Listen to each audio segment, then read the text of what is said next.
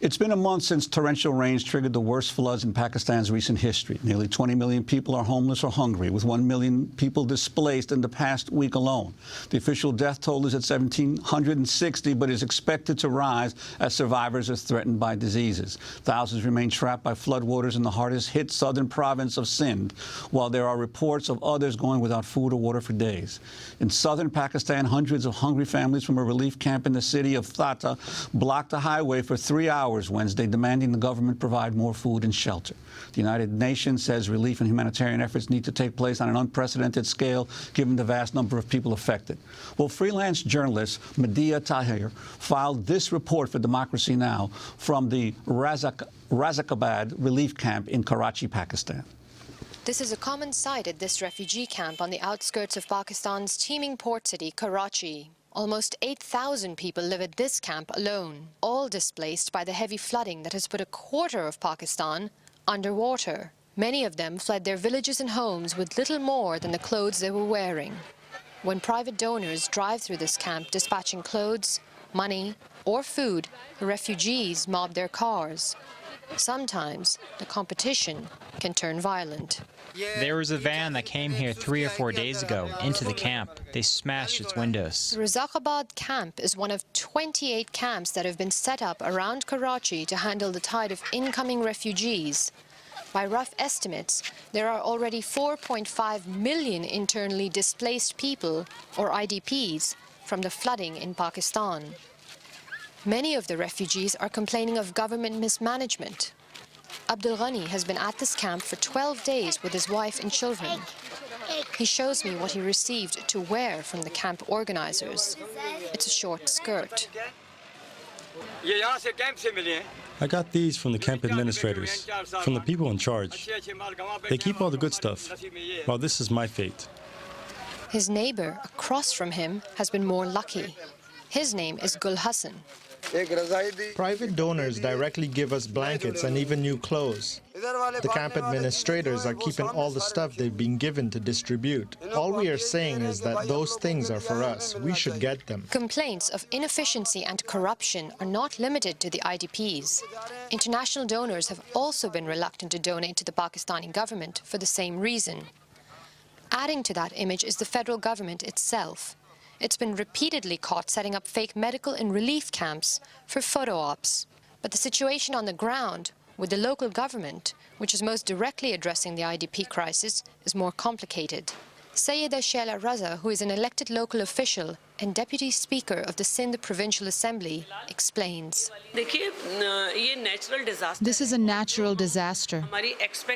It exceeded all our expectations, so we won't be able to provide relief to everyone. I met Minister Raza at her home in Karachi, where volunteers were busy working in her living room, organizing donations brought by private donors. All the clothes and many other items for the IDPs are provided by private donors.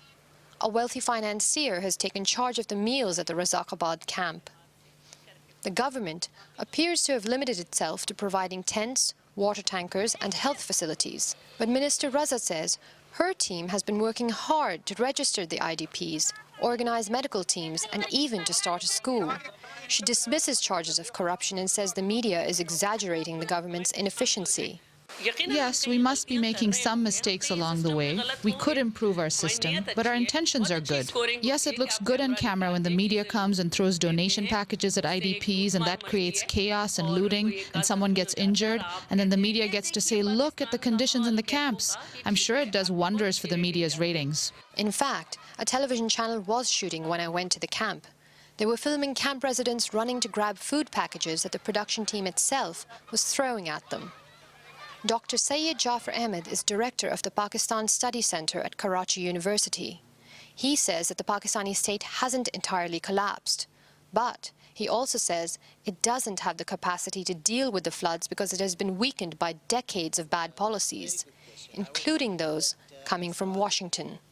Pakistan's democracy has been weakened due to 2 or 3 major reasons, and I would say that the role of United States is one major factor. Because of the 4 military rules in Pakistan, 3 were directly influenced by United States. The overall military rule in Pakistan accounts for some 33 years out of 63 years of Pakistan's history. And these military rules were encouraged and backed by the United States, and with the result that we did not have political process in this country. The U.S. has agreed to $200 million of flood aid relief to help the 20 million Pakistanis affected by the floods. By comparison, it will spend close to $2 billion this year in military aid on Pakistan. That's over $150 million per month. It is in the forefront of the donors so far. And on the other hand, in the North Waziristan and South Waziristan, we hear about drone attacks.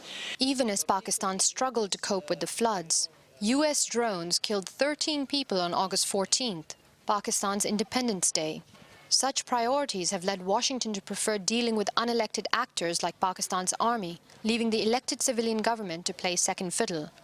With the devastation of the floods, Dr. Jaffer says it's now more important than ever that Washington work with Pakistan's government in providing flood relief. I think that for a country like United States, do you want to strengthen democracy in Pakistan or not? Our flood-specific act can be very helpful, that we are going to give this much to Pakistan for its reconstruction and rehabilitation of the people, provided certain conditions are met. With or without Washington, Pakistan's government has a lengthy task ahead. Madiha Tahir reporting from Pakistan for Democracy Now! That does it for today's show. Tune in Monday for our Labor Day special with Michael Moore. Amy Goodman will be back on Tuesday. I'm Juan Gonzalez. Thanks for joining us.